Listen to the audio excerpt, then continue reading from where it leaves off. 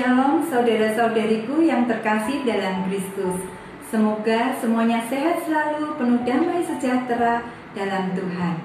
Berjumpa kembali dengan saya Yulia dari Solo. Pada kesempatan ini saya akan membawakan renungan tokoh dengan tema Sahabat Yesus. Saudara-saudariku, apakah pernah punya sahabat yang sangat dekat dengan kita? Saya pernah punya sahabat yang sangat baik. Dia ada buat saya, baik saat suka maupun duka. Kami saling mengenal satu dengan yang lain dengan baik. Suatu hari sahabat yang saya kasihi ini jatuh sakit, bahkan sampai meninggal dunia.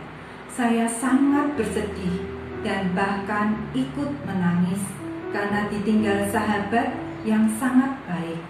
Demikian juga dengan Yesus. Ketika mendengar sahabat yang dikasihinya sakit dan kemudian meninggal, Yesus merasakan kesedihan dan bahkan rela menghadapi mara bahaya untuk berjumpa dengan sahabatnya. Siapakah tokoh dalam Perjanjian Baru ini yang mendapatkan kasih Yesus yang begitu besar? Dia adalah Lazarus. Nama Lazarus berasal dari bahasa Ibrani, yaitu Eleazar, yang artinya Allah menolong. Lazarus adalah saudara dari Maria dan Marta. Mereka tinggal di Betania, sebuah desa kecil yang terletak di tebing timur Bukit Zaitun yang berjarak 2 mil dari Yerusalem.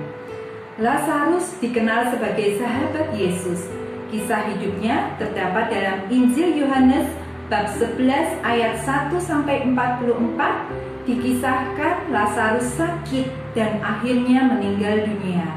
Yesus datang setelah ia dimakamkan selama 4 hari. Namun kemudian Yesus membangkitkannya kembali dari kematian. Dan dalam Injil Yohanes bab 12 ayat 1-11 dikisahkan 6 hari sebelum Paskah Yesus datang ke Betania. Di situ diadakan jamuan untuk Yesus dan Lazarus makan semeja dengan Yesus. Sejumlah besar orang Yahudi mendengar Yesus ada di sana dan mereka datang bukan hanya karena Yesus, melainkan juga melihat Lazarus yang telah dibangkitkannya. Lalu imam-imam kepala bermufakat untuk membunuh Lazarus juga, sebab karena dia banyak orang Yahudi meninggalkan mereka dan percaya kepada Yesus. Setelah itu, kisah Lazarus hanya diperoleh melalui tradisi yang beredar di masyarakat. Dalam sebuah tradisi, dikisahkan Lazarus, Marta, dan Maria pergi ke Prancis. Lazarus kemudian menjadi uskup pertama Marseilles. Dan tradisi lain mengatakan Lazarus menjadi uskup Kition di Siprus dan pada akhirnya wafat sebagai seorang martir. Gereja Katolik memperingati Santo Lazarus setiap tanggal 29 Juli. Mungkin di antara kita akan bertanya, mengapa Yesus membangkitkan Lazarus? Ada 3 alasan mengapa Yesus membangkitkan Lazarus. Yang pertama, apa yang terjadi dalam diri Lazarus menjadi prefigurasi atau gambaran awal kebangkitan Yesus sendiri. Kebangkitan Lazarus menjadi momen pewahyuan Yesus. Tertulis di Yohanes bab 11 ayat 25-26, Yesus mengatakan, "Akulah kebangkitan dan hidup. Barang siapa percaya kepadaku, ia akan hidup walaupun ia sudah mati. Dan setiap orang yang hidup dan yang percaya kepadaku tidak akan mati untuk selama-lamanya." Kebangkitan Lazarus ini menjelaskan inti ajaran yang dibawa Yesus tentang hidup abadi. Yang kedua, pembangkitan Lazarus menjadi klimaks tanda-tanda dan pelayanan yang dibuat Yesus, juga menjadi faktor kunci dalam keputusan Sanhedrin untuk membunuh Yesus, karena banyak orang menjadi percaya kepada Yesus. Tertulis di Yohanes bab 11 ayat 53. Yang ketiga, Pembangkitan Lazarus menjadi bukti bahwa Bapalah yang mengutus Yesus ke dunia ini. Tertulis di dalam Yohanes bab 11 ayat 42. Kemudian, pesan apa yang dapat kita petik dari kisah Lazarus ini?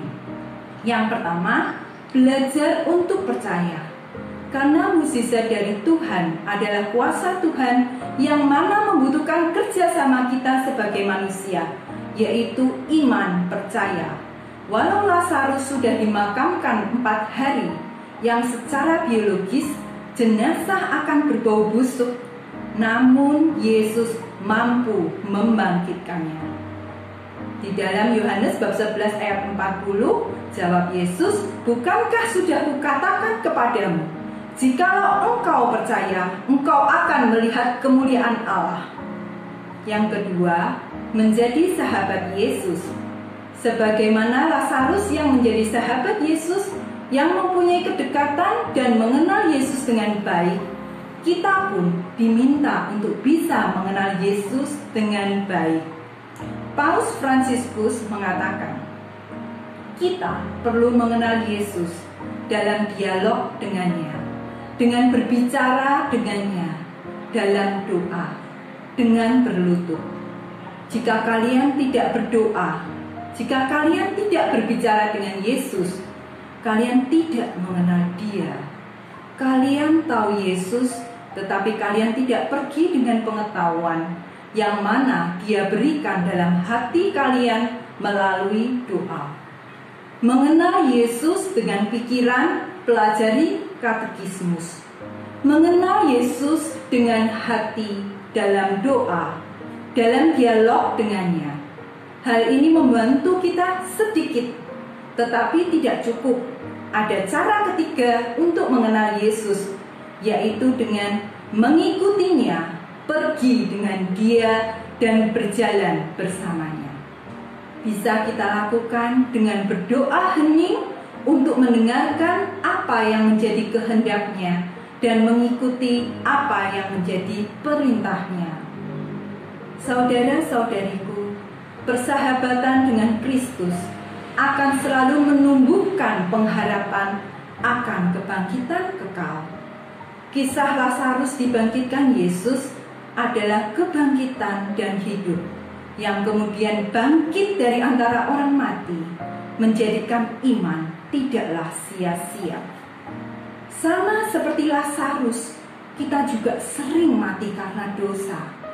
Dan pembebasan dari kematian akibat dosa hanya mungkin kalau Kristus memberikan rahmat-Nya. Pada saat bersamaan, kita mau keluar dari kegelapan dosa menuju terang ilahi. Semoga kita semua semakin menjadi orang Katolik yang selalu bertumbuh di dalam Kristus dan mengalami sendiri bahwa Yesuslah sahabat sejati kita. Terima kasih. Tuhan Yesus memberkati.